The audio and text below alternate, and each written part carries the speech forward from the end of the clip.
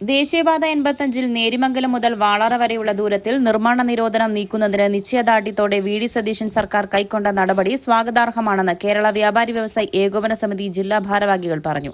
ഇടുക്കി ജില്ലയിലെ ഭൂപ്രശ്നങ്ങൾ ഉൾപ്പെടെ വിവിധങ്ങളായ പ്രശ്നങ്ങൾ സമയബന്ധിതമായി പരിഹരിക്കാൻ കൂടി യു.ഡി.എഫ് സർക്കാർ നടപടി സ്വീകരിക്കണമെന്ന് വാർത്താസമ്മേളനത്തിൽ കേരള വ്യാപാരി വ്യവസായി ഏകോപന സമിതി ജില്ലാ പ്രസിഡന്റ് സണ്ണി പൈമ്പള്ളിയിൽ അറിയിച്ചു. ഈ വിഷയത്തിൽ ഇടപെടണം എന്നാവശ്യപ്പെട്ടുകൊണ്ട് അതത് പ്രദേശങ്ങളിലുള്ള വ്യാപാര സംഘടനകളും ഒപ്പം ഇടുക്കി ജില്ലാ കമ്മിറ്റിയും നിവേദനം നൽകിയിട്ടുണ്ട്.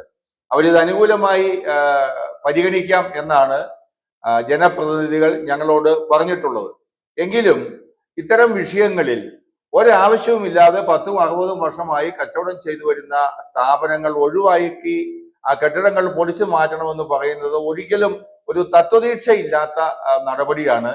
അത്തരം നടപടികൾക്കെതിരെ ഗവൺമെന്റ് അടിയന്തരമായി കളക്ടറോട് സംസാരിച്ച് ആ നടപടികൾ മരവിപ്പിക്കുന്നില്ലെങ്കിൽ വ്യാപാരി വ്യവസായി ഏകോപന സമിതി ജില്ലയിലെ വ്യാപാര സംഘടനകളെയും കെട്ടിട ഉടമകളെയും കാർഷിക പ്രതിനിധികളെയും എല്ലാം സംഘടിപ്പിച്ചുകൊണ്ട് ശക്തമായ സമരത്തിന് നേതൃത്വം നൽകേണ്ടി വരും എന്നും ഈ സന്ദർഭത്തിൽ ഓർമ്മിപ്പിക്കുകയാണ്.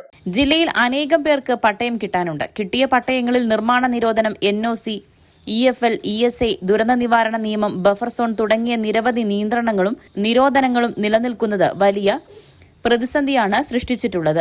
മറ്റെല്ലാവിധ രേഖകളോടും കൂടി കൈവശം വെച്ച് ലൈസൻസ് എടുത്ത് നിയമപരമായി വ്യാപാരം നടന്നുവരുന്ന സ്ഥാപനങ്ങൾ പൊളിച്ചുമാറ്റുന്നത് വ്യാപാരികളുടെ ഉപജീവന മാർഗം മാത്രമല്ല, അവിടെയുള്ള തൊഴിലാളികളെയും അവരുടെ കുടുംബങ്ങളെയും അനുബന്ധ തൊഴിലുകളിൽ ഏർപ്പെടുന്ന മറ്റു വിഭാഗം ജനങ്ങളെയും സർക്കാരിന്റെ വരുമാനത്തെയും ബാധിക്കുന്നതാണ്.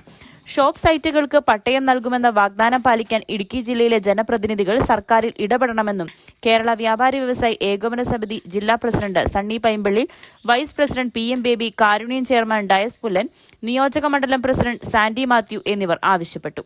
News bureau, Adimali.